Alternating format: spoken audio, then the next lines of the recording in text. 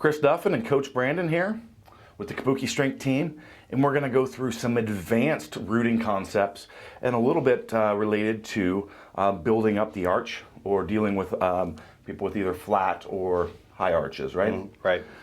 So we call this advanced rooting because this goes beyond the typical piece that you hear a lot of, or have seen in our videos or the public content that I have about the eagle talon, the 3 points of contact, gripping the ground, twisting it up and out, which cues that glute activation and a few other things to fire.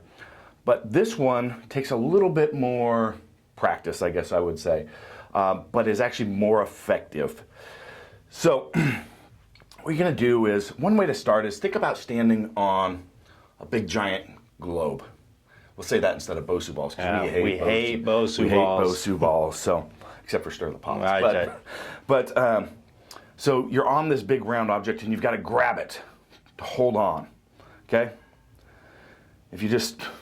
So you see my feet kind of cue, almost you can automatically see my knees start shifting into a squat pattern, boom, and you'll see my arch is coming up. So what we're trying to do here, and so Brandon, go step close to me here, and turn a little bit more the other direction. This way. There we go. So what we want to do is, I'm right down here on his heel. Actually, let's go ahead and turn even further. So turn at 45, okay? So right here, if he's standing on that ball, he's going to be driving in this way. So this comes out. See that? But he's not rolling out. Remember, if we ever roll out on the heel, we're not engaged. Anytime our foot picks up, toes come up, or the inside rolls out, we're just falling into position. We never want to fall in position. We want to engage, and that controls our position. So as he pushes here, you may not see it, but this becomes tight, and he's pushing down here. So you're driving down here at the same time you're pushing out here. And as he does that, it should feel a huge level of engagement, not only just in the glute now, but you're feeling it, yeah. Quads, adductors, right? There's a ton of stuff kicking on. And this is why we call that the advanced rooting. So we're gonna watch his other foot here. Let's go ahead and do this. Push out here, boom, and you can see the kind of knee moves as he does that. The arch builds as he drives all the way down across this foot into here and pushes this into the ground. He's driving that into the ground and pushing out here. This can take a bit of practice. So again, out here, down here, arch comes up, boom. Tons of shit just engages. Once you learn to try this, you'll just light up when you turn that on.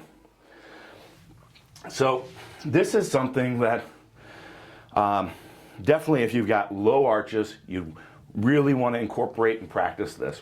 Brandon, you want to talk about the other side of that? Yeah, so the low arch part of it is so very important because, the only thing that matters when we're moving weight is our ground contact. That's the thing that pushes us away from it. So I don't know if you can see it, but Chris's feet are nearly the exact opposite of mine, whereas he has pretty flat-ish feet, whereas my arches, though they're getting better, tend to be very high.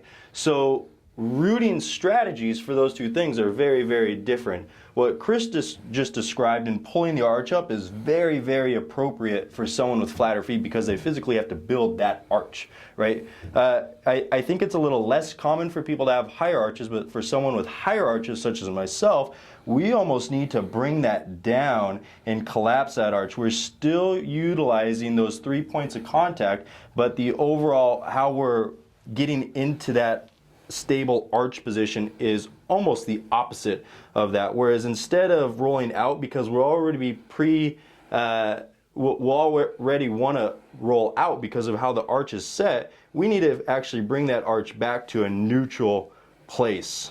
And watch, but still as he does that, see how much grip we've got going into the ground. How much he's grabbing that ground. So this seems to be something that's really hard for people to understand.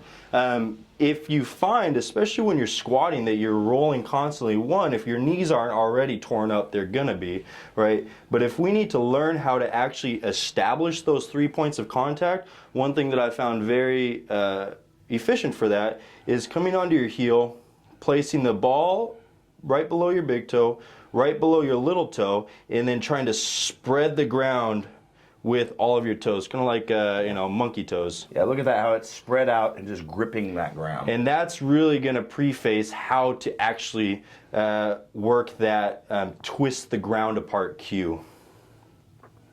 Excellent. That's a great analogy and actually works really well with how to improve the grip too, right? Where Yeah. you try to spread those hands wide. Spread them out. Yeah. The wider your foot is, the more ground contact you're going to have, which can only be a good thing. Exactly the same concept. Yeah. All right, it's a really critical video. Take some time, watch this a few times, because we ran through this fairly quick, but these are very difficult concepts to master, but incredibly powerful. Yeah. Closing statements, I found that it's very beneficial to squat barefoot if you can't feel this. I wouldn't necessarily, do it on your main training day, but as a prep day, maybe on a bench day or something, get in, take the bar and a plate, 2 plates, and squat barefoot and see how it feels. Help learning that strategy. Yeah. We really like to have shoes that are not pulling that foot in. So important. So you've got to have an appropriately sized shoe. I'm a big fan. There's a few different shoes coming on the market these days that have a wider toe box on there that allows you to spread out and grab. So you've got to be able to do that. You don't want something that's collapsing, which is a struggle for me.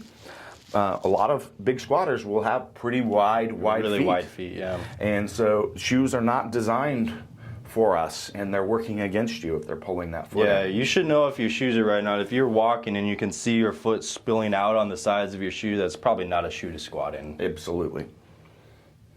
All right. Thank you. Signing out.